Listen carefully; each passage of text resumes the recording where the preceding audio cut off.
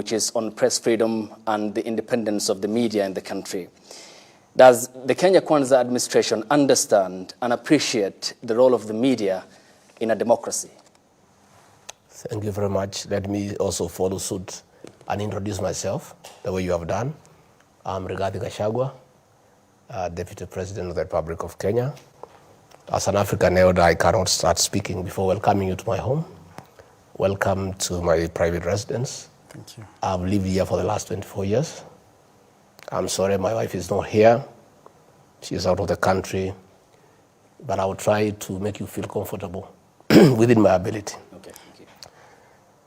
The Ruto administration believes in all freedoms as per our constitution, including the freedom of the press.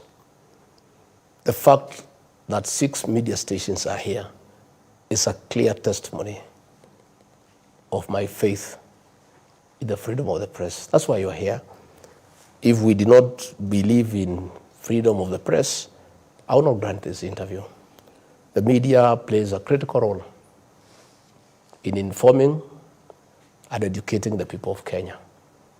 The free media is a good thing for this country. In the 80s, we only had KBC and the Voice of Kenya then, and government would chaperone information the way it wants. But with a liberal media, it's good for the country. People have choice. You cannot cheat the people of Kenya anymore. If one station is biased, they just switch and go to the next one. Press freedom is important and a critical component of our democracy.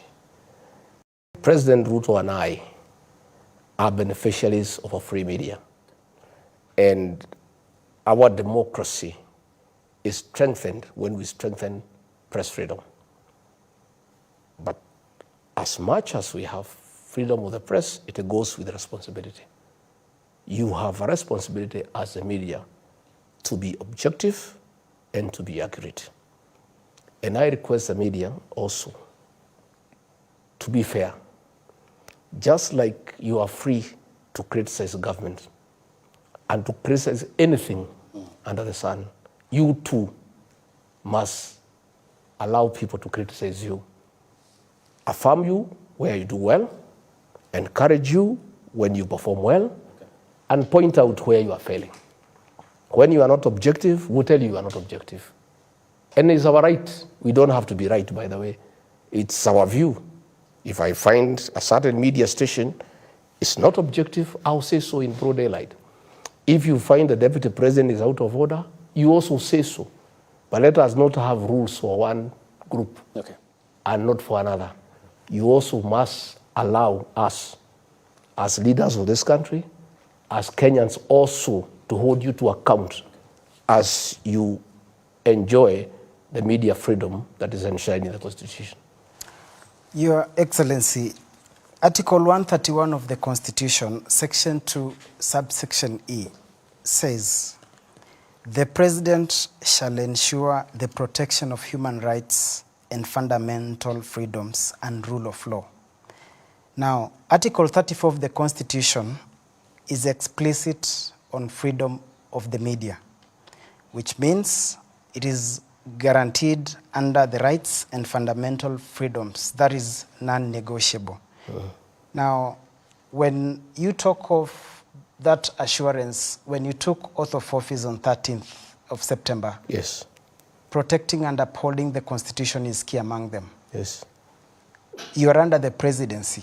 You are tasked to protect the freedom of the media because it's under the non-negotiable rights, yes, rights and fundamentals. Yes. You were in Murang'a recently, yes, and you spoke clearly, yes, that the media attempted to cross your path. You hammered them 9-0 in your own words, yes, and said, "Hata hapa mbele tumewangoja mtaona."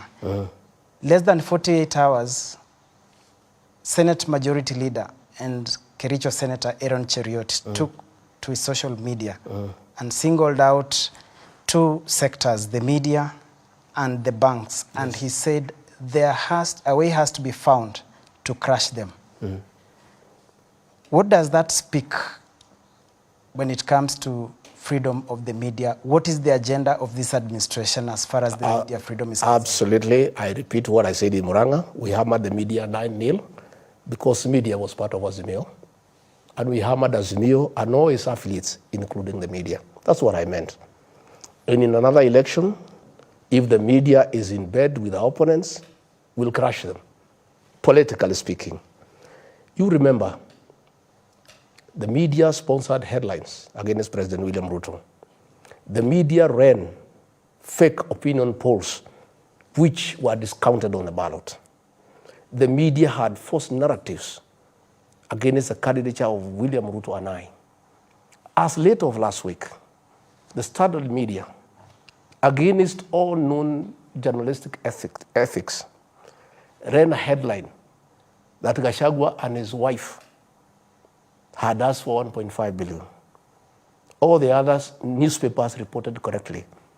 They went ahead to say that Gachagua had demanded for 1.5 billion, which was untrue. Gachagua does not demand for any money. The office of the Deputy President is a public office that is supposed to be funded from the public. Gachagua, the Deputy President, has a spouse, not a wife. It was a very biased piece of journalism. They went ahead to say that Gachagua demanded. The minister, former minister, had said they had requested on behalf of the Deputy President and his office. There is nowhere he talked of a demand. But the Standard newspaper, that has been very biased against our administration, went ahead to write lies to the people of Kenya. And we are saying, much as we respect the freedom of the press, when you go haywire, when you degenerate into gutter press and yellow journalism, we'll call you out. Just as we respect your right to call us out. Mm-hmm. So it's a mutual relationship. And the media cannot arrogate itself the moral high ground that it can criticize others, but cannot be criticized where they go wrong. You, the media, carried fake opinion polls. The people of Kenya, on the 9th of August, put you to shame. And we kept on saying these are sponsored polls. And we called you out. We saw owners of media stations on top of a lorry, a media owner campaigning for Azimio. That is not objectivity. We had to call them out. So if you want respect, it's mutual. Be objective, observe the code of ethics, and don't be biased. Be objective.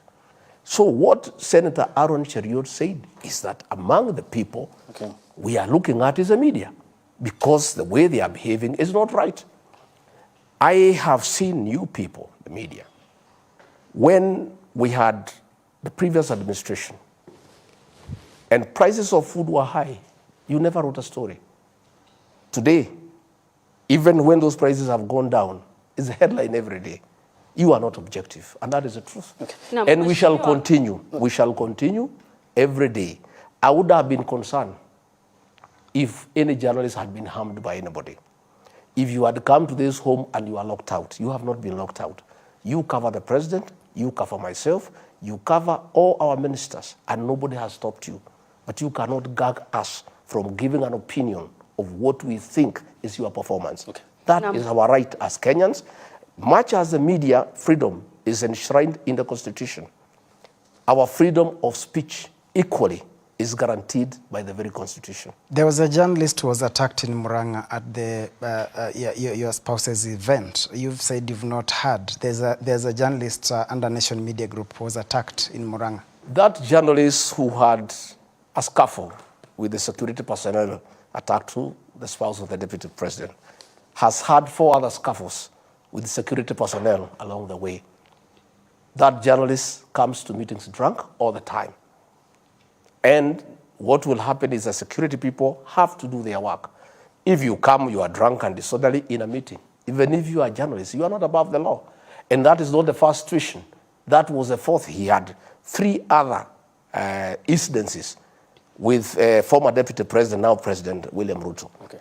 And it is his habit. Every time there is a meeting in Murang'a, he turns up drunk, becomes unruly, And the security personnel, just as the media have a job to do, they also have a job to do to protect the person they have been assigned to protect. Thank you. Na Mheshimiwa Naibu wa Rais, tukisalia tu kwenye hilo swala kuhusiana na uhuru wa vyombo vya habari, unahisi ya kwamba maneno ambayo yanatumika na wale viongozi ambao wanasema ya kwamba wanahabari pengine wana kasoro fulani ni maneno ambayo yanafaa? Kwa mfano, unapotumia maneno kama cartels ama hiyo kucrash, unaona ya kwamba pengine mnastahili kutumia njia gani angalau kupeleka malalamishi kwa wale ambao wanastahili? We'll continue talking about cartels. We know some of the cartels even own media stations. That we know. So it is absolutely correct when the media stations try to protect the cartels, because 2 media stations are owned by the very cartels we are fighting. And we are going to fight these cartels because we have a responsibility as leaders of this country to make sure that we protect the farmers from exploitation. We make sure we protect consumers from exploitation by cartels who had been perpetuated by state capture and conflict of interest. So we know that 2 media stations are owned by the very cartels we have a problem with. Okay, but Deputy President, Excellency Gachagua, you are in position of power as the second senior most employee, and that mandate you enjoy from the people. Have you lodged complaint as per the laid down procedures, for example, institutions within the media framework? I mean, there is vagueness about people you want to name. You are saying issues of cartels, but have you followed the right procedures and channels as laid down in law? I am a leader in this country. One of my duties is to comment publicly about the issues that I think I need to comment on. I have no faith in that mechanism, because that mechanism that regulates the conduct of the media watched as the media went rogue, as the media became biased against William Ruto and I, and they never raised a finger. So asking us to go and complain to the Media Council is a waste of time, because when the media went against us, bare knuckles, headline after headline, calling us thieves without evidence, calling us all sorts of names without evidence. We did not complain because it would have been a useless venture to complain. All we do ourselves are answerable to the people of Kenya, and our bosses are the people of Kenya. So what happens when we find something that we don't think is right? We tell the people of Kenya and we leave it at that. Thank you. Unfortunately, that is the rule of law. So are you saying you will disregard the rule of law? Because the rule of law says if there are issues, you follow the channel and raise with the media. Once we raise the issues to the public, we consider the matter as good as prosecuted. In fact, we have done well. That is why you are raising the issues, which means our concerns have started being addressed. You decide what to do. You may have a matter with somebody, and you may decide just to talk to that person and not pursue him in court. In matters media bias, we will raise it with the people of Kenya. When we find you have gone out of the way, we will raise it with the people of Kenya. And I want to call out the Standard newspaper. They owe the office of the Deputy President an apology. And I would like to explain. Rigathi Gachagua, as Deputy President, has not requested for any money to his office.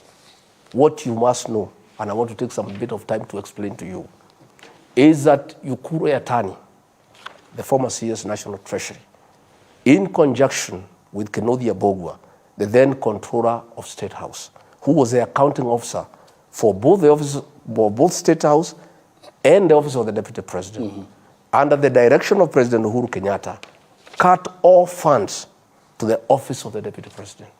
For 4 years, President William Ruto, then Deputy President, fueled GK cars from his own pocket.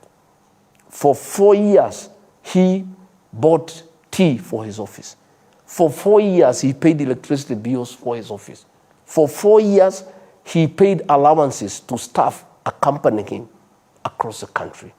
And when he became the president-elect, these 2 officers who were attending meetings in his office were embarrassed. And they sought to undo the damage of what they had done to save their face.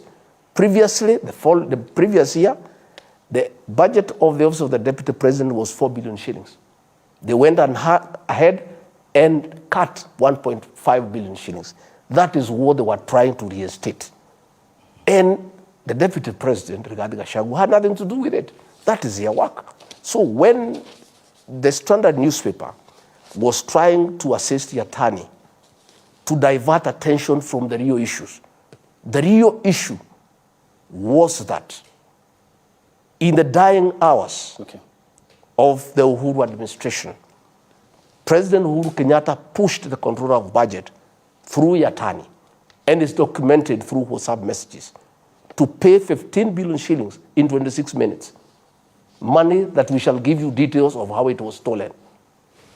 And the Standard newspaper was trying to divert attention by letting the people digress from the theft of 15 billion shillings in 26 minutes in the dying hours of the Uhuru administration by trying to say that the deputy president had requested 1.5 billion shillings.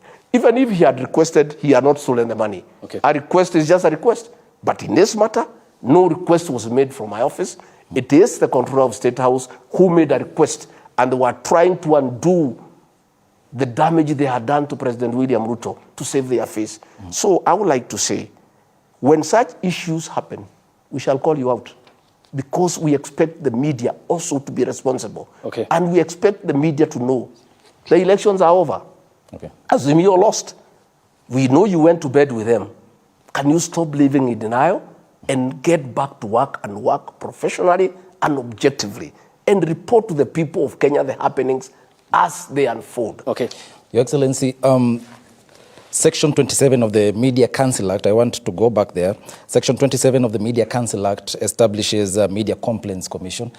One of the main mandates of that commission is to handle complaints from the public. You've clearly stated that you are not going to seek redress through, such mechanisms. Does that mean that now we have two sets of rules, one for the common mwananchi and then others for the deputy president? Absolutely no. You have a choice whether to complain or not. Even in normal times, there is somebody who can abuse you, and you decide to live with it. You don't have to report because there is a law against abuses. It's your choice. In our cases, we are leaders. Once we have let the people of Kenya know that the standard is biased, we leave it there. It is the people to judge. And the fact that you guys now are feeling it is very good for us. It's very good for our democracy, because we are having this discussion.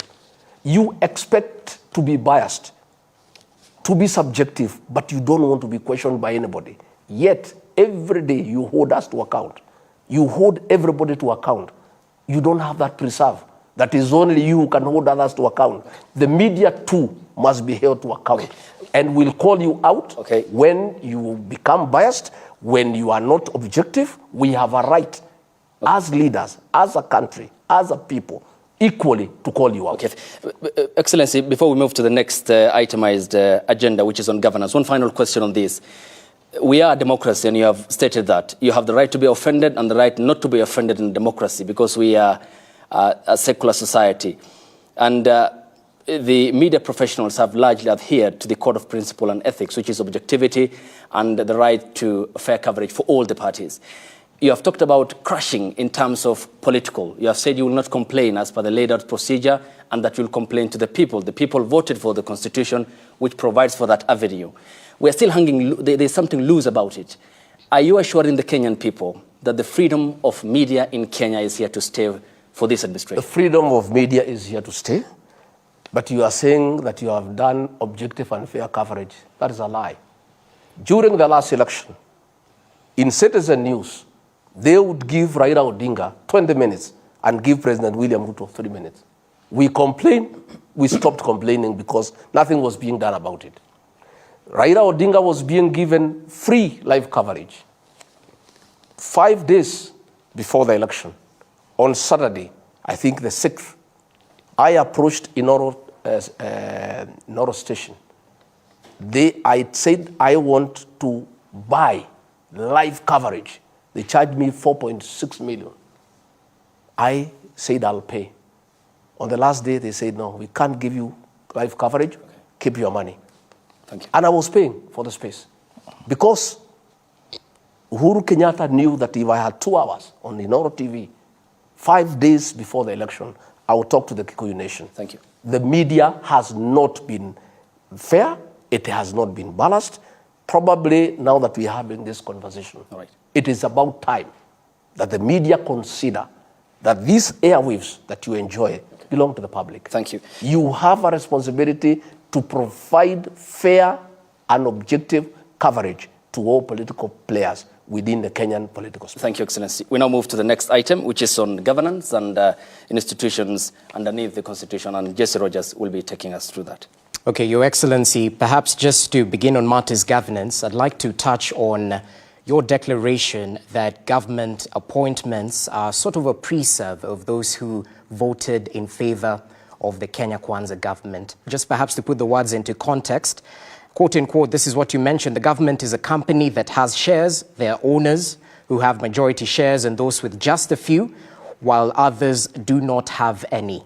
You invested in this government, you must reap. That's what you're quoted as saying. And as a matter of fact, we believe today you agitated for the same message at Tharaka Nithi County while you were with the president.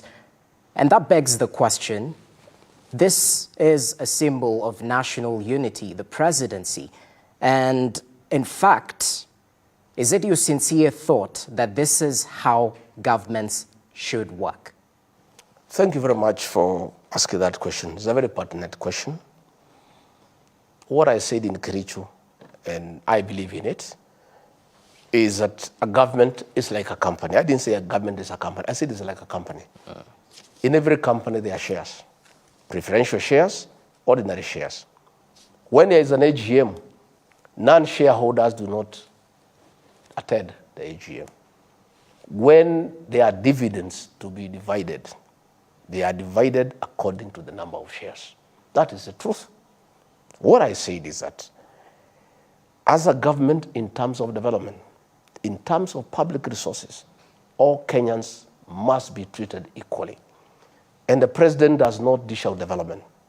Appropriation of funds for development is done by the National Assembly, and all parties are represented through the budget cycle. And therefore, the issue of discrimination, in far as resources are concerned, is non-existent.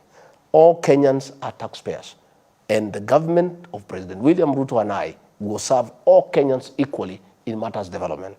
In fact, last month, the president and I, and the entire government, were in Luo Nyanza, where we were not voted in what I would call an acceptable manner. We got very few votes, and we are thankful for those few votes. We were in Siaya, unveiling development projects. We were in Homa Bay. We were doing 2,000 affordable housing. We were doing a PIA at Homa Bay. We were in Kisumu. Because even if those people did not vote for us, they are Kenyans and they pay taxes. But when it comes to forming government, no president anywhere in the world would invite people to his government who do not believe in him, who do not believe in his agenda, who cannot support him because they don't understand his agenda. And that is where the issue of shares came. That it is by the number of shares that you have with that administration that demonstrates your commensurate commitment to the success of that government. And I gave an example. I said if you are a farmer, and you are planting. You plant, you wind, you apply fertilizer, you irrigate. When the time comes to harvest, you go to the shamba and harvest. But a fellow who was standing by the fence, shouting at you and saying, you farmer, you are foolish. That maize you are planting will get nowhere. That seed is rotten. This farming cannot succeed in this area. Farming is not a good thing as we are livestock herders.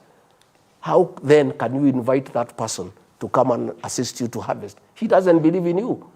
What I said in parables, and I like using figurative language because I'm a student of literature, and it's one of the most effective ways of communicating to the people, especially the people down there at the bottom of the pyramid. And that's my gift. I talk to the people directly. What I was saying, the people who are opposed to President William Ruto, saying that he is a thief, he is incapable of running this country, he has no agenda, the bottom-up economic transformative agenda is useless. There is no way we can allow him to invite those people to his cabinet, to be his principal secretaries, to be ambassadors. They do not believe in him. They do not believe in his agenda. How then can they come and demand to be included in that government? That's what I was saying. Okay. When I go to State House, and I said, I fight them there. Every day. That's what I said. I fight them there. People who are shouting at President William Ruto, saying he is useless, he is a thief, he will ruin this country, and they are lining up that they want to be given positions. I say no.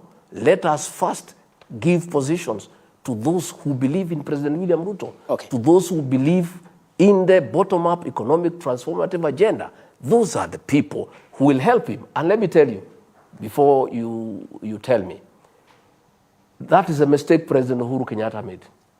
He went and brought people through the handshake who did not believe in the Big Four agenda, who did not believe in the Jubilee agenda, people who had been opposed to his leadership, people who had been opposed to his economic programs. He brought them into his government.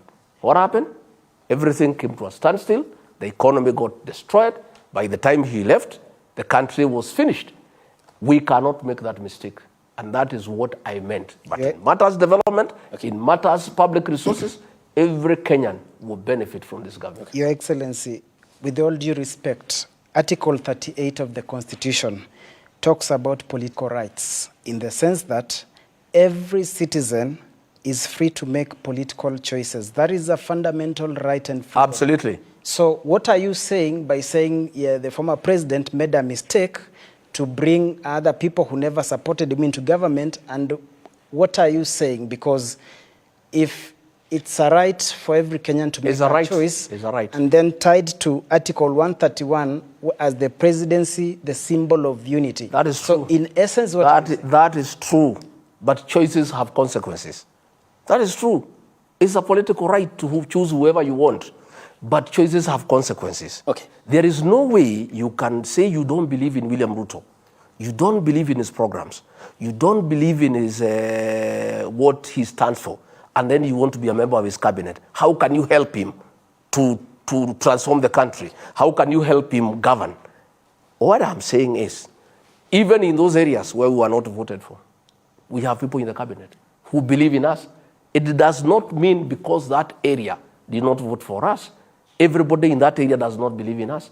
Eliud Awalo from Siaya believed in William Ruto and the bottom-up economic transformation agenda. And that is why today he is cabinet secretary for ICT.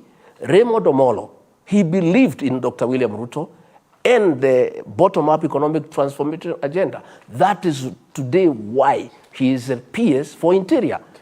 Mr. Kobundo is a CS for Trade.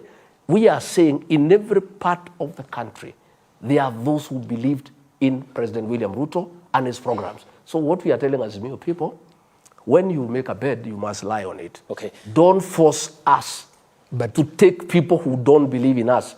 Among your support base, we have people who believe in us. Those are the ones we shall choose, and those are the ones who will join our government. And in every part of this country, every community is represented.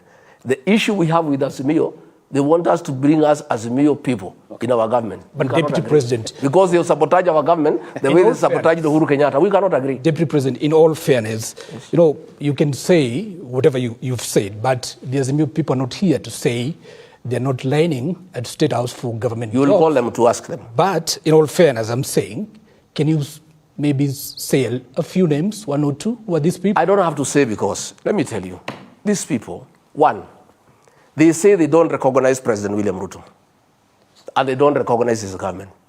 Then the following day they are saying this government is discriminating against us. How? If you don't believe in the president, if you don't believe in his government, how then do you expect to be included in his government and you have said yourself publicly in broad daylight that you don't recognize him, that he is not in office legally, yet you are claiming you want your supporters who are clapping when you are saying you don't recognize William Ruto to be in your government. On a further note, when we try to reach out to everybody for national cohesion, for national unity, we hosted members of parliament from ODM, from Luo Nyanza. What happened? They were de-whipped. They were threatened. They were thrown out of meetings. So these people, they are speaking from both sides of the mouth. They are saying on one hand, we want to be included in the government of President William Ruto. On another hand, they are saying we don't recognize President William Ruto. When a few leaders decide that it makes sense to engage the president, to discuss development with him, because the elections are over, they go and have a meeting with the president. The MP for Langata Jalango was thrown out of the meeting. The other 9 MPs are under siege. The party leader of ODM is fighting them in every meeting for going to engage with the president. What do these people from Azimio want from us? One, they say they don't recognize us. On the other hand, they want to be part of government. When we say, okay, come, we talk, they discipline the people who have come to speak to us. What are we supposed to do? Okay, Excellency, and just as we wrap up on this, there are 2 contrasting issues here. You have talked about the masses and the people who you said are lining up at State House looking for opportunities in government.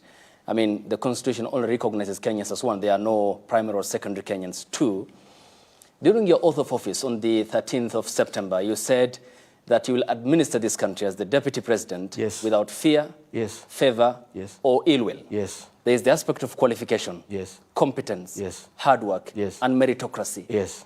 I mean, when you describe the country as a shareholding company, figuratively you said, this is so inferior to the position of the Constitution that establishes this country as a constitutional democracy. This coming from the deputy president, isn't it appalling that you said the Kenya is more or less a shareholding company? There's nothing appalling. It depends on the way you look at it. The people I was speaking to are more than happy. I spoke today in Tharaka. It was thunderous reception. They associate with those comments. That is the political reality of this country. Move away from theory. Governments all over the world come with their own people when they form government. And they don't go to look outside there. They look from among people they know. People who believe in what they stand for. As deputy president, I took an oath of office to serve the whole country. That is why I spent 3 days in Luo Nyanza. I was in Siaya. I was in Homa Bay. I was in Kisumu. But that does not mean for me to look national. I get somebody who was abusing President William Ruto, saying that he is not capable, that he has no idea how to run the country, and bring him into his government so that he comes and sabotage the government from within. I am saying, once bitten, twice shy. President Uhuru Kenyatta made that mistake. He brought characters into his government who did not believe in him, who did not believe in his agenda, and in the process, they messed the whole 4 big agenda. They messed the whole Jubilee transformative agenda because they did not believe in it. William Ruto will not make that mistake. He'll embrace all Kenyans from all communities. But the people to help him manage the affairs of this country are those who believe in him, are those who believe in the bottom-up economic transformative agenda, and those who believe in his leadership. Those are the men and women from across Kenya, from all communities, that he'll assemble to help him to govern this country. Your Excellency, just a quick one. Your Excellency, to some they say you appear to be always in a combative mode. Some say at any opportunity with a mic you lecture Kenyans. Is the truthful man a bitter man? Kenyans, just like I said, have a right to say what they want. This is democracy. Kenyans have every right to describe my character. I am a person, and you should have known me by now. I speak from my heart. I say what is in my heart. I'm a truthful man. I'm an honest man. Kenyans are not used to honesty. And many people have a problem with that. And I want to tell you, let me tell you, my brother, you people of the media, demeaned me. You called me names. You drew caricatures against me. You said I'm uncatchered, I'm uncouth, I am a villager, I am all that. But on the 9th of August, the people of Kenya, 7.2 million Kenyans disagreed with you and said this man called Rigathi Gachagua, we like his style of leadership, he's a truthful, he's an honest man, we can entrust him with leadership. I accept and welcome criticism from the media, from the social media, from everybody. But let me tell you, nobody will ever change me. I am natural. I will never change my language. I will never change my character. I will never change the way I speak. I will always speak from my heart. Unless the people of Kenya tell me to stop. And as I go around the country, because I do, I'm everywhere. Kenyans urge me on. Yeah, they urge me on. So, but I welcome criticism from the media, social media, from columnists. They are all welcome to criticize me. And myself, I know who are my employers.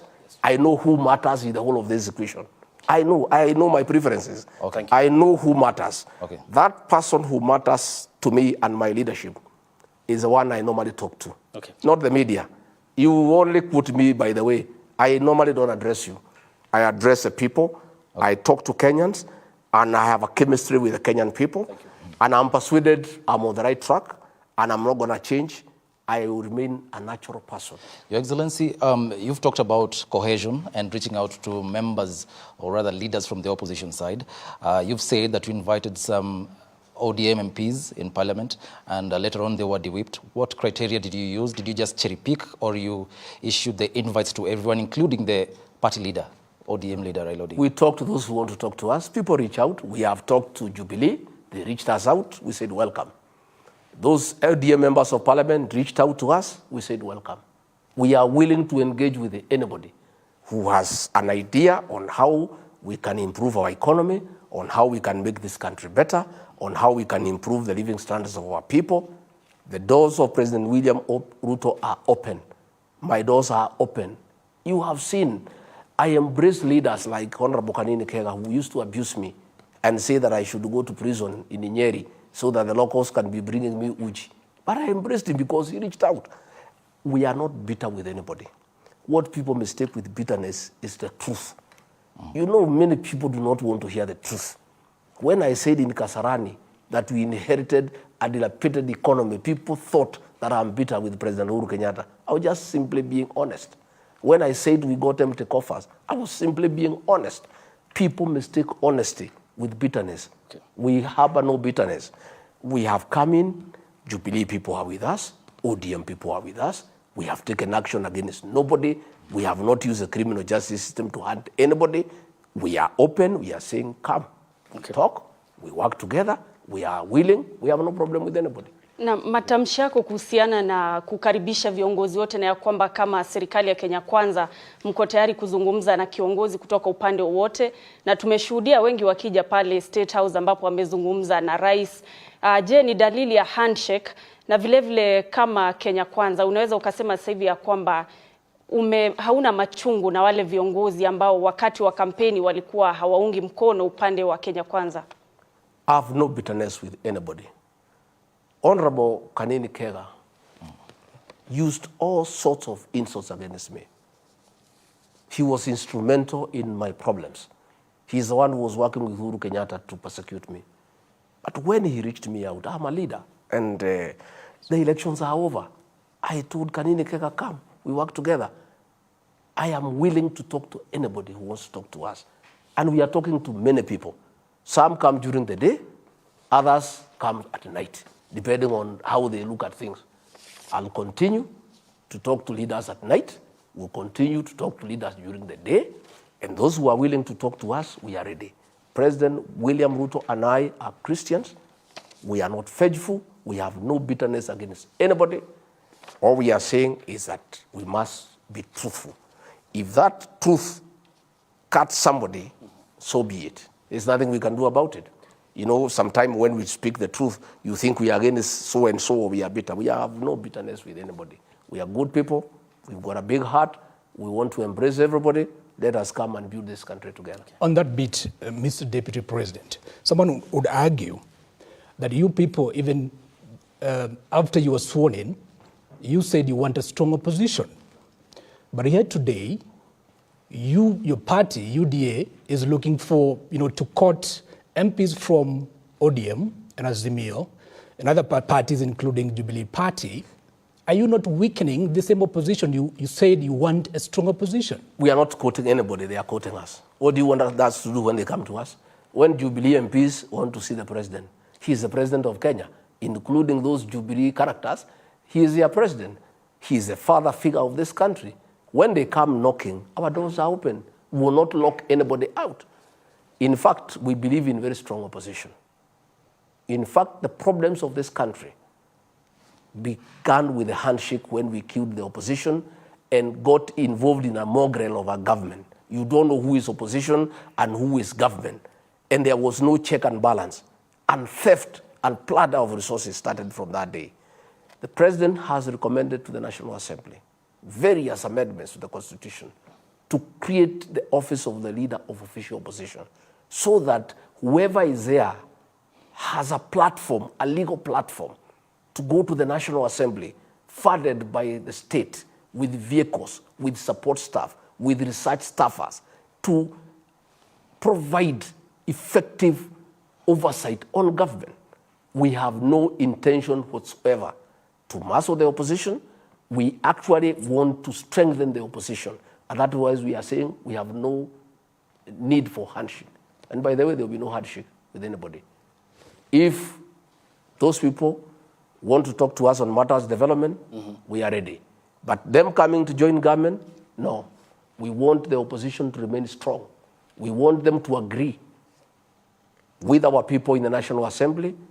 They agree and amend the Constitution, create the office of the leader of official opposition by law so that he gets resources, so that he gets support to provide oversight of a government.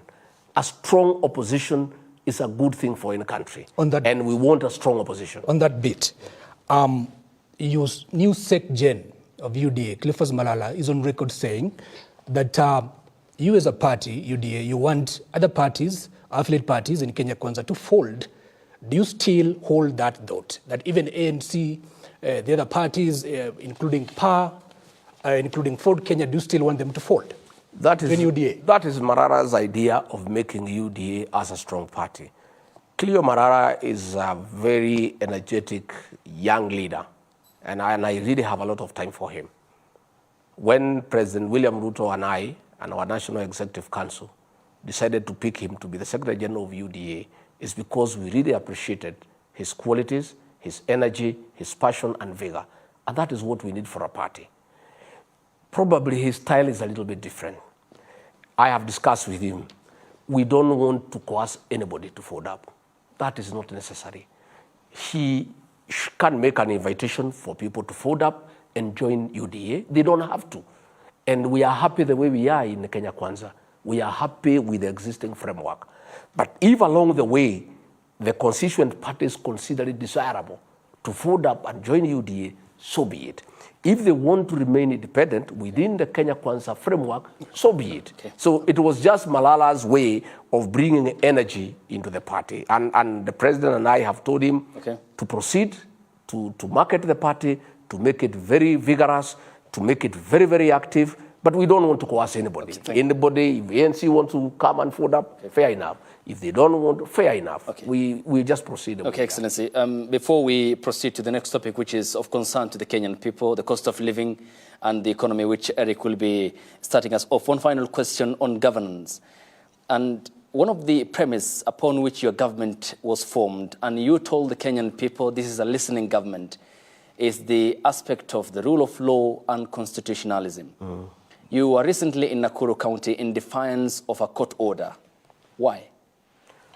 I was not in defiance of any court order because none had been served on me. Okay, let me just cut you. This was in relation to the recalling of Peter Mwanzo, the former Nakuru County commander, who was in Nakuru County to Vigilance House. And you said you went there knowingly that these people are not going anywhere. That's what you said. I quote you verbatim.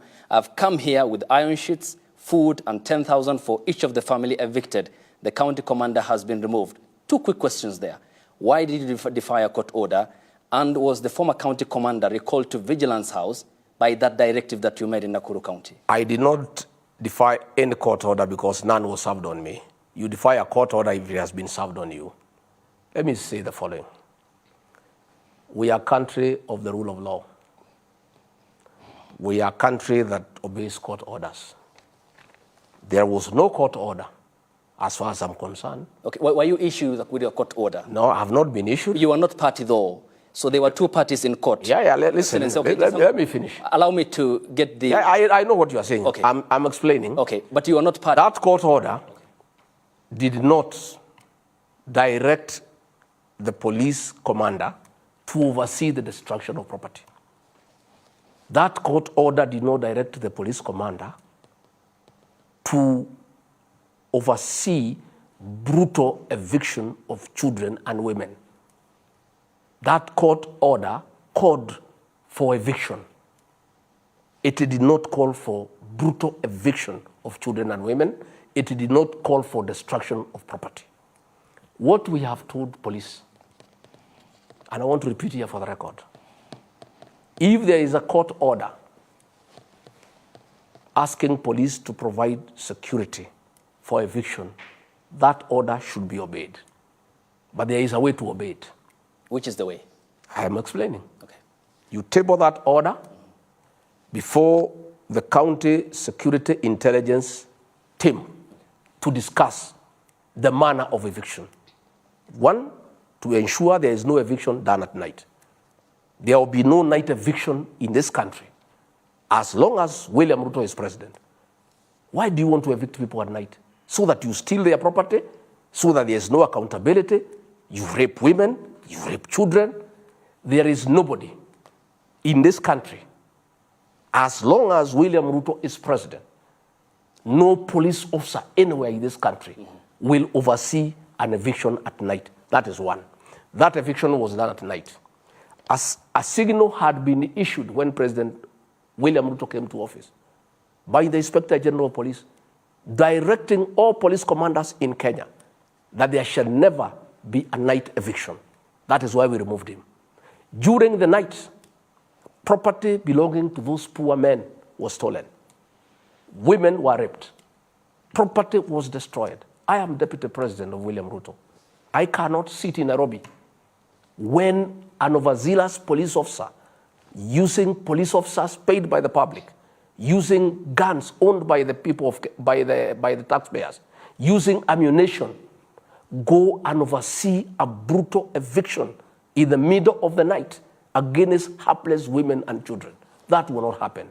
Number two, the police in that county committee on security and intelligence, a discussion will be arrived at on how to evict people in an orderly manner so that people are not brutalized. We have come from a government, the government that was there, the Uhuru administration, that was heartless, that brutalized its own citizens under the supervision of police. So I am saying we'll obey every court order, but within the realms of the law. Okay. There is no order from any court saying that the eviction should be done at night. All things that are done at night are not good things. Why can't they do it during the day when everybody can see? That is why the police commander was removed, because there was a signal, clear. And I asked the IG for that signal and he said it to me, very clear. There is no eviction at night. Because why do you want to do it at night?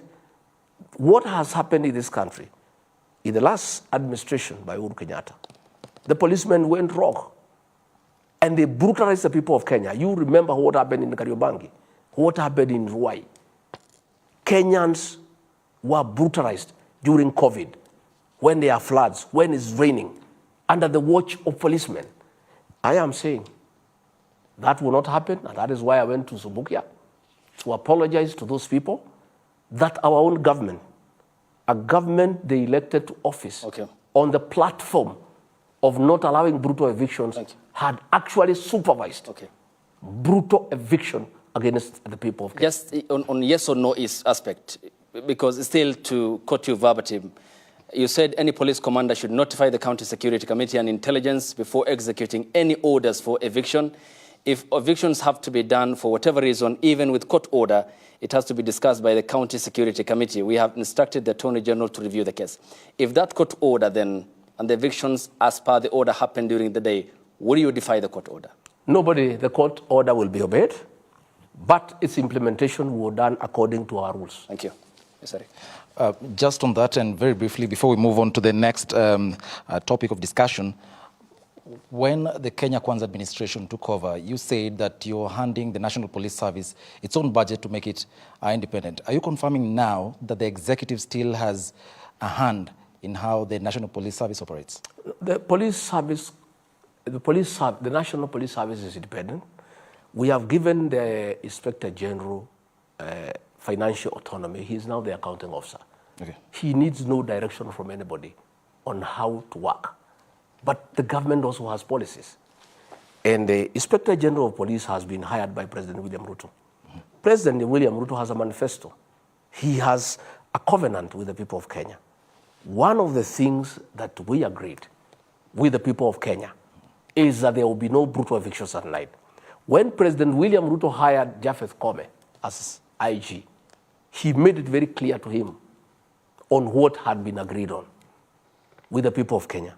And before he took the job, he agreed that the policies that had been agreed on in matters policing will be observed. Okay. And let me tell you, we have a very, very professional Inspector General of Police, Japheth Koome.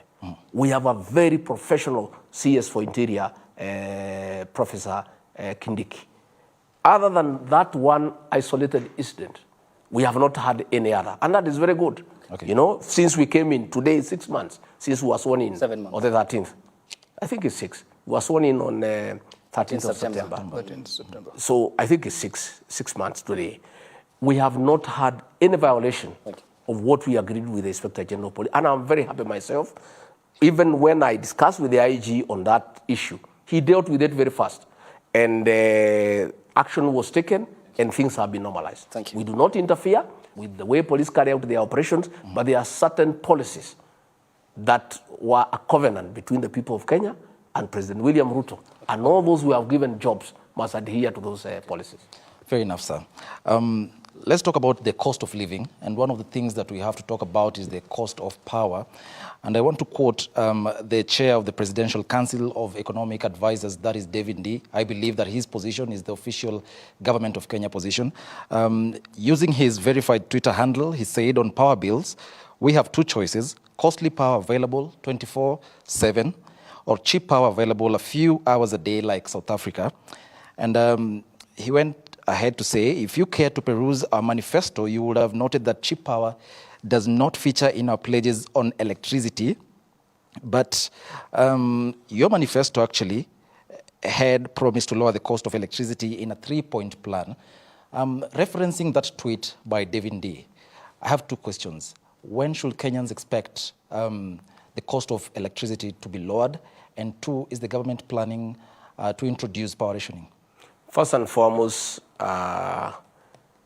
David D is an advisor to the president. He does not pronounce policy. Public policy is pronounced by the president, the deputy president, and the respective cabinet secretary. So I would not want to go into that as far as I'm concerned. If that pronouncement came from the CS Davis Churchill, I'll be able to talk on it. I want to say that the government is concerned about the cost of power. And a lot of things are happening behind the scenes. We are having a problem because of the prolonging drought and the effects of climate change and 5 failed consecutive seasons. All electricity generated through hydro, there's a problem. And in another 2-3 weeks, we'll have a very serious shortage. So the idea has been to expand to geothermal, solar energy, and wind energy, progressively in terms of long-term solutions. Because like the independent power producers are very expensive because they use diesel, and diesel is very, even in your own home, you have a standby generator, you know how expensive it is. So the government is well sized that the issue of cost of power is affecting the economy badly because it brings up the cost of manufacturing, and that cost of manufacturing due to cost of power is passed to the consumer. So along the way, there are many things going on which I don't want to delve in at this stage because they are still at the policy level. They are still at a discussion in cabinet. I don't want to diverge what is going on in cabinet, but I want to assure the people of Kenya that there is a big team of men and women, experts on power, who are burning the midnight oil to come up with sources of alternative energy with a view of bringing the cost of power down to boost manufacturing and production. Because as long as the cost of power is up, we will not be able to bring down the cost of living. So it is something that there is a team of men and women who are working day and night, and in the next several weeks, there will be a policy pronouncement on that aspect of what the government intends to do to bring down the cost of power. Is rationing an option on the table? I can't say at this stage. I am hoping we'll not get a South African state where we have to ration. Okay. I hope we'll not be able to get there. I was in South Africa in December, and it's not a very decent way of life. But I am saying that discussion is going on. We need to appraise the situation. What are the water levels? What is the amount of power we can get from the hydro dams? What is it that we can get from geothermal? What is it we can get from solar? What is it we can get from wind? What is it that we can get from across the country, against our overall requirement? Okay. And then decisions will be made depending on the deficit. Okay. All right, Mr. Deputy President, looking at the cost of basic commodities such as unga and such commodities, would you say that in the 6 months that you have been in power, you've done enough, the most that you could have done as a government? I think we have done extremely well. When we came in, the cost of unga was between 230 to 250. And at that time, there was a subsidy. Despite the subsidy, which was, which cost the government 8 billion, and which of course was stolen, the unga was 250, between 230 to 250. We have worked very hard. And now unga, depending on where you are buying, is between 170 to 191. As of this afternoon, at Naivas supermarket, it was 178 per 2 kg. And I think coming down to 50 shillings, 45 shillings, without patting ourselves on the back, I think we have done extremely well. And that has been short term. The long term, we decided as a government, and under the wise leadership of President William Ruto, on advice of serious economists, that subsidizing consumption is foolish because it's not sustainable. You cannot subsidize consumption. And the president was well advised, and after analyzing all the advice from all sorts of experts and economists and putting his own thinking into it, decided that the way to go is to subsidize production. And that is why, immediately after coming into office, we set money aside to subsidize the cost of fertilizer. Fertilizer that was going a 50 kg bag at 7,000 is now 3,500.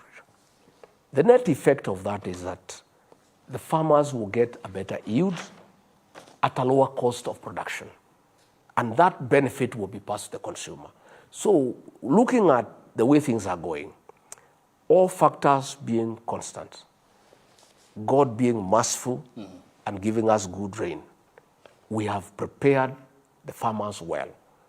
In the bread basket, 16 counties, our bread basket, we have sufficient fertilizer. I went to Mombasa personally to oversee the distribution of that fertilizer. I was in Kericho to ensure that it has reached. I saw with my own 2 eyes. All farmers have fertilizer and are ready for the long-range planting. All factors being constant, with God's mercy, we are going to have a bumper harvest with high yield and at a lower cost of production. That should be able to set the cost of unga down 150, 140, all the way to 120. And we believe that if eventually we can stabilize the cost of unga at 120, 110, 115, we think that is fairly comfortable for the people of Kenya. So I think we have done well. So when I see these Mandamano characters making noise at us, the question I'm asking is one. They are telling us that they are going for Mandamano for us to bring down the cost of unga. When unga was at 230, they never called for Mandamano. They were right inside the government. The President Uhuru Kenyatta said his advisor is Raila Odinga. He's on record. Raila Odinga never called Mandamano when unga was at 230. Why is he calling for Mandamano when unga is at 178? It's double speak. Number two, he had an opportunity then as the advisor of President Uhuru Kenyatta, without having to go to Mandamano. He was part of government. He would have advised his hardship brother on how to bring the cost of unga down. Just how foolish do these people think Kenyans are? These are the same Kenyans who are buying unga between 230 and 250 during the reign of the Handshake Brothers. There is a new government that has brought unga down by 50 shillings, 45, all the way, up to 178, 175. I think without blowing our own trumpet, I think we are not doing very badly. We are not doing as much as we would have wanted. But telling us to subsidize unga, we are not going to do that because it's not sustainable. It is foolish. In any case, there is no mechanism that is proven to subsidize unga. We have sat down with millers, and I said I'll speak. 4 billion shillings were released from the National Treasury to subsidize unga. We went throughout this country, and I want to challenge the people of Kenya. No Kenyan anywhere saw a packet of unga at 100 shillings. Those millers are demanding money from us. They only received 1.7 billion. 2.3 billion shillings was stolen. They are saying they did not receive the money, and the money left the National Treasury. We are saying why these people are calling for Mandamano to return the unga subsidy is because the network of stealing that money for unga subsidy belongs to them. So they want us to release another 2 billion, which the National Assembly has refused. Deputy President, you had a strategy to reduce the cost of specifically maize. Yes. In January, President William Ruto is on record in Eldoret saying your government has a strategy to import cheap maize, free duty maize, by end of February. And even the CS for Agriculture, Medical and Turi, including Moses Kuria of Trade, they're on record saying it. But now, after the end of, we are now in March, there's no importation of cheap maize. Kenyans were waiting for this. Yes. Where is the maize? It's good you have asked that question. The maize is not available anywhere in the world. The CS for Agriculture and the PS, the Honorable Mithika Linturi, were in Zambia, which produces maize, and there's no maize available. The only maize that is available in South Africa, and we are in competition with Angola and Rwanda for the same maize. The maize in Brazil, bringing it here because of the distance, the cost is too high. We decided as a government that the government is not going to import any maize directly because we don't want corruption. And the government doesn't want to get involved in importation directly because we don't want scandals. We don't want people in government to get into business. We advertise for millers and other people to apply to be given permit to import duty-free maize so that we can bring down the cost of maize flour. Unfortunately, and I'm sorry to tell the people of Kenya, there's no maize almost everywhere in the world. Are you now saying that Kenyans should wait? Listen, I'm just saying it is a difficult situation. It is 2 months ago, almost 3, when we gave people to import maize. And most of those people we gave maize, they are telling us wherever they have gone, they are competing with governments for the same maize. There's a problem of maize availability everywhere in the world. And that is why the president sent Mithika Linturi to discuss on a government-to-government program between the government of Zambia and the government of Kenya. And they have said the earliest they can give us maize is September. So what we are saying is that we are asking, last week, the cabinet approved the importation of another 500,000 metric tons of maize, this time not to freelance importers, but to the millers themselves. And we have sat down with the millers. And they have said that they have established good contacts and they can pool resources together because of economies of scale. They can be able to compete with governments because what is happening is that other governments across the world are competing for the same maize. I don't want to portray a very dark future, but I want to say that it is not easy.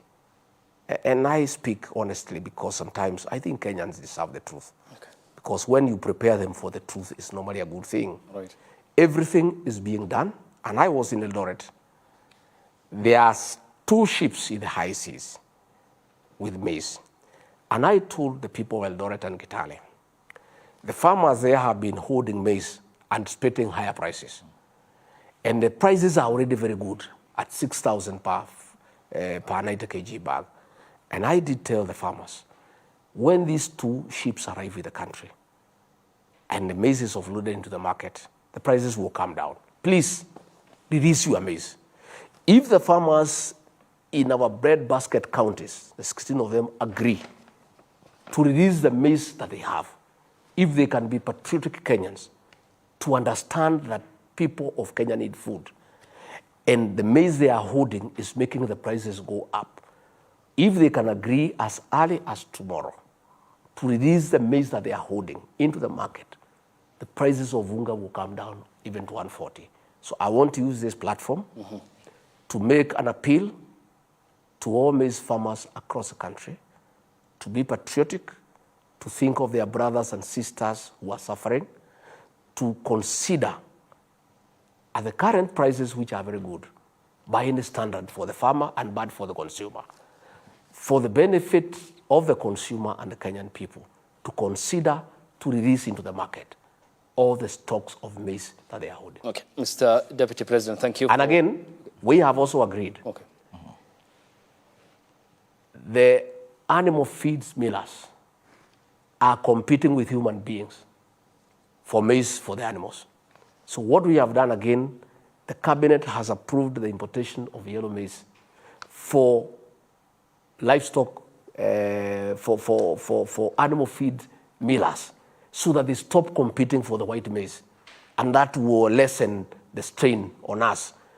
So we are saying the yellow maize that has been approved by government to be imported duty-free for animal feeds, I want to ask the millers, I met them personally, to take advantage of that window, import as much as they can, and produce feeds for the animals. Again, yellow maize, for those who wish, the government does not want to recommend it to anybody to eat yellow maize. But yellow maize is good. Okay. If you go to the supermarket, there is yellow maize, and the price is higher than white maize. It's very nutritious. For those Kenyans who may want to consider to consume yellow maize, we are importing, both for human beings and for animals. When you say that there's no maize anywhere, and I remember the president in his Jamhuri speech, he said maize that was expected in January, an assortment of foodstuffs. That was the wording he used. Then the two CSs came and informed the nation that maize will come. And you've said you are speaking the truth. You've gone around the world, there's no maize anywhere. Did the government mislead Kenya? Maize is available, but the prices are higher than what we have here, okay? The maize that is cheaper that we can bring in is what is having a problem. You can bring maize as far from Brazil, from America, it's fine. But because of the cost of transportation, when you add the price of maize in America, in Brazil, in Argentina, when you add the cost of transportation, you find that the price will be higher than what we have here, which then defeats the purpose of the importation. So the idea is that we get the millers to join, as they have agreed. There is a lot of maize in South Africa. They pool so that they are able to buy in bulk.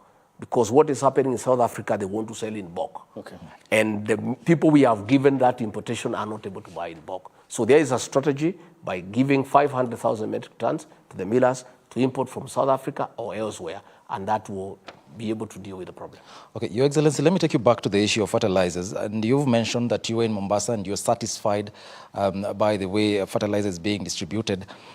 Just a quick research shows we have about 14,000 registered farmers in the fertilizer subsidy program. Only 4,600 currently have received fertilizer. And then there's also the issue of decentralization. A lot of farmers or their representatives that we talk to say that there's the issue of decentralization. Most of them have to travel all the way to Kitale. Yes. And then the fertilizer that they have is the NPK type, but they prefer the DAP to the NPK type. I just want you to address the issue of decentralization and the issue of farmers saying that they have not been involved when it comes to making such crucial decisions. No, we are a responsible government that has done research and done tests on the soil and determined the kind of fertilizer that is required, and that is NPK. DAP has a problem with acidity. And most of the soils in the breadbasket areas are very acidic. And therefore, when you put DAP, it does not help the farmer. But the farmers have a tradition. And sometimes when you have used DAP all your life, you simply want to continue using DAP. But this government is a responsible government. It has done soil testing and determined that DAP is not the correct type of fertilizer. Okay. But those who wish to buy DAP is available at the normal price in the shops. Okay. But for the subsidized one, it is the one that is recommended by government. Your statistics are not true. We have enough fertilizer everywhere. In fact, what we have done, we have had now added the counties of Kisii and Nyamira.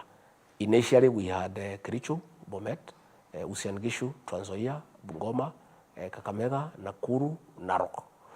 And we have now added Kisii and Nyamira and a bit of Baringo in terms of the areas of Damara Vein.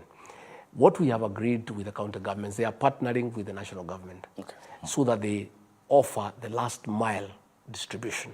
What we have requested the governors to do, where we have National Cereals and Produce Board depot, the governors, because agriculture is a devolved function, can open many depots and sub-depots in every constituency. And when I was in Uasin Gishu, that matter came, and we discussed with our governor there, Kotimoja, and we agreed. And I think that is going on. So I want also to take this opportunity to speak to all our county governors, wherever they are, and plead with them to fast-track and hasten the opening up of sub-depots and mini-depots to take the fertilizer nearer the people so that we save them the cost of transportation and the bother of leaving their farms to go and queue for fertilizer. But as we speak, I want to confirm that we have sufficient stocks of fertilizer across those counties. And progressively, this is a pilot. It's going to be replicated across the country for other crops, not just maize. Okay, but Excellency, Mr. President, before we transition, you said sufficient fertilizer, but the NCPB in Kitale, Trans Nzoia County, they say they need 400,000 bags of fertilizer. They only received 80,000. I think of 320,000. The process is ongoing. They don't even have the facility to stock 400,000. What we have encouraged them to do is dispense as it arrives. And the process is continuous. Every day, and you know the fertilizer we have bought, we have also encouraged, you know, the bagging and the packing to be done in Mombasa so that we can also create employment. So what is happening is that it's a continuous process. The bagging and the labeling is going on in Mombasa. We are using SGR, we are using trucks, and we are dispensing the fertilizer as it comes. But we have sufficient fertilizer for the long range for those counties that deal with the production of our grains. The process is ongoing, yes. This promise of fertilizer started on day one in Kasarani. It's now 6 months. No, but it's fertilizer. It's not a promise. It's going on. April is here now. No. There is the issue of fertilizer is not a promise. It's happening. And I was in Kitale. I distributed fertilizer. I was in Mombasa. Your people were there. The stores are full. The trains are full. In fact, the problem we are having is transportation. The SGR cannot cope with the speed of how we want it done. But the issue of the availability of fertilizer is not an issue. There is sufficient fertilizer in the country. Okay, Excellency, we are into the last 15 minutes, and we now transition to education, and Nancy Okwari will take us through. Well, thank you so much. We can start by talking about the transition to junior secondary school. And it has been marred by parents complaining about congestion in classes, lack of textbooks. And recently, when he appeared before the Senate Committee on Education, the Cabinet Secretary said that 55,000 learners, over 55,000 learners are yet to report to junior secondary school. Would you say that as a country, we are well on course? Well, the CBC is a difficult matter because it was rushed without proper public participation.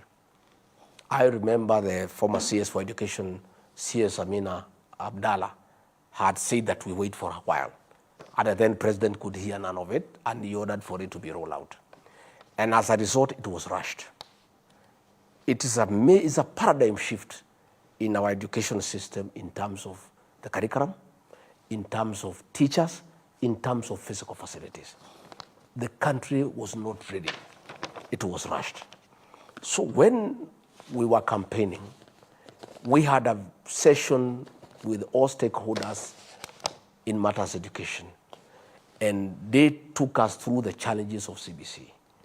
And on assuming office, the first month, President William Ruto established the Presidential Working Party on Educational Reforms.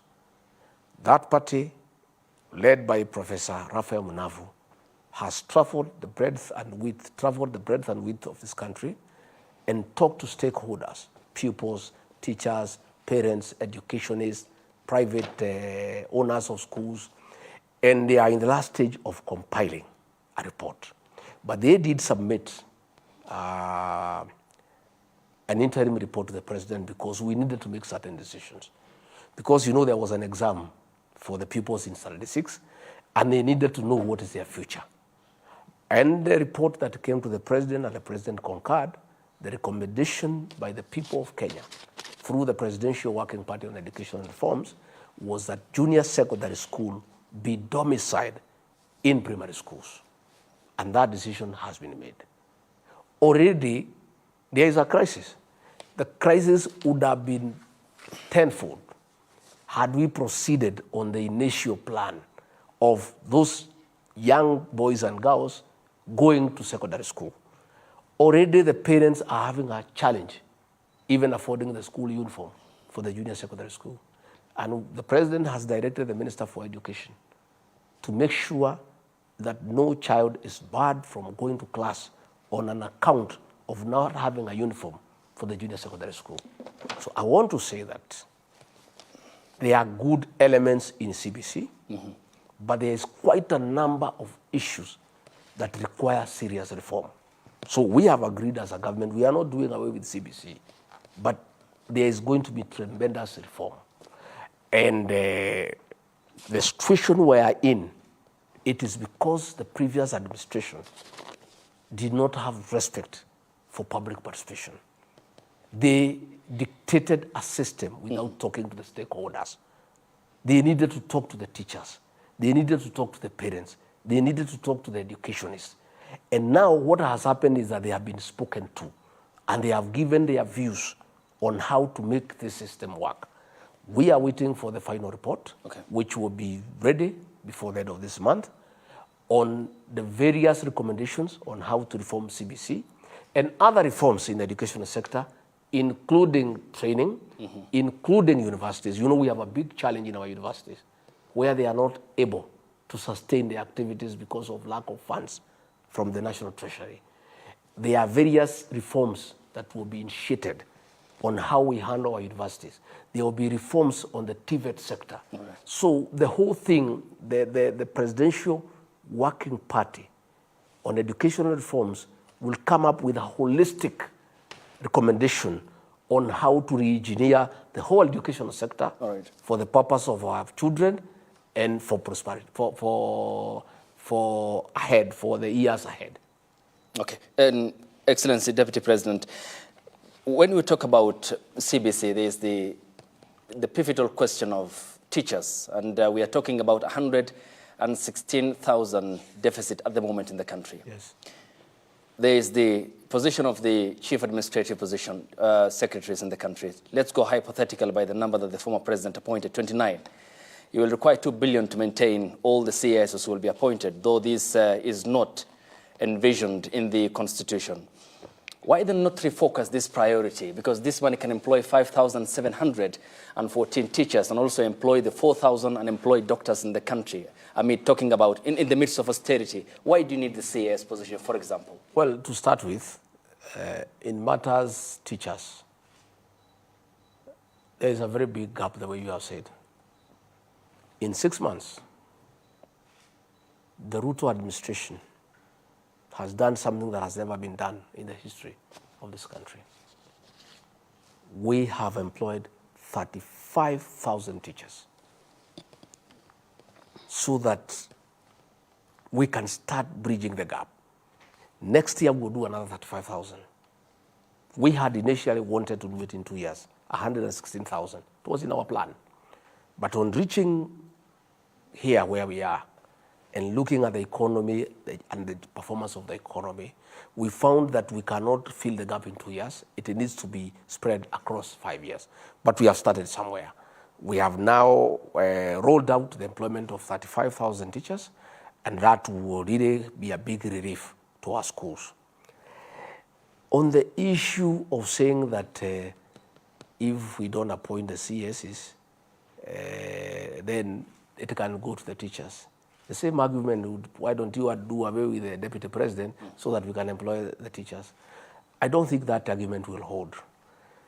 The president, in his wisdom and governance structure, from time to time will determine the levels of support that he requires to govern. We have found a country that is in a hole. We are trying to get out of that hole.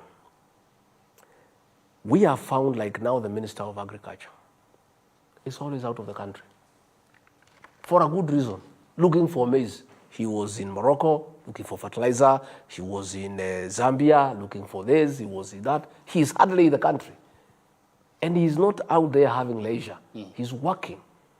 He needs to leave somebody here to handle other matters that are supposed to be handled by the minister. Because the PS is there. Okay. He is the accounting officer of the ministry. But at the policy level, there's a gap.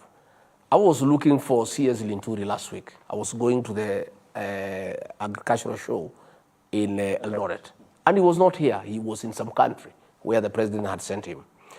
If there was a CAS, that is a person I would have gone to the Eldoret show so that he can make whatever policy pronouncements that he needs to make as a minister there. But I had to recall Inturi from wherever he was. He stopped what he was doing to come back so that we go for the show. Because what happens when you go to meet farmers, when you go to meet exhibitors, there are certain issues that will be raised that needs the minister to be there to make an answer. So, from where I sit, listening to the president, assisting him in the management of the affairs of this country, chairing the cabinet committees, there's a gap. There's a serious gap. And we need another level of helpers to enable us execute our mandate. And the president and I and the rest of us are persuaded that the costs, the benefit of having the CSs will outweigh the cost to it. Okay. So that we have another level. And you see, even previously, during those years, there was a minister, there was an assistant minister. When the minister is not there, the assistant minister will go to parliament and answer questions. We are reaching a place where we are getting stuck because, you know, as a country, we have agreed that the model of development is PPP, public-private partnership. We have a lot of work to do to engage with investors across the world. This means that the cabinet secretaries at their level needs to travel to enter into agreements with various countries, with various investors. And what happens when they are not there? There is a gap. So in the next few days, the president will name the CSs. And by the way, it's a recommendation by the Public Service Commission. And those people will go to parliament, they'll be vetted. Then they will come and add value to the government by assisting the cabinet secretaries and by, you know, filling that gap where we are getting caught up in situations that are not very neat in terms of service delivery. Thank you. We have under 10 minutes to go, and we have a serious issue insofar as our security is concerned. We have woken up to a serious declaration by the CS, and then the announcement that in 7 months, 135 Kenyans have died, including 20 security officers. In 1 week alone, Samburu West, areas of Malaso, Pura, and Kurkuru, a dozen killed. 6 people killed in Tot Marakwet. At the time, we have a multi-agency operation on the ground. Is this war winnable, or it's just another, for lack of a better word, waste of time and resources? How do you reconcile the fact that we have a very serious operation ongoing and people are dying. And starting tomorrow morning, there are areas that civilians have been ordered to vacate, meaning that it is another humanitarian crisis. What are the measures to handle this crisis? And yes, did the government think through this humanitarian crisis that will emanate from tomorrow 8:30? Thank you very much. I, Rigathi Gachagua, come from a security background. I have, for 15 years, been involved in matter security. I am trained. I'm a paramilitary officer. I'm trained in weapon handling, in basic combat skills. I understand this topic.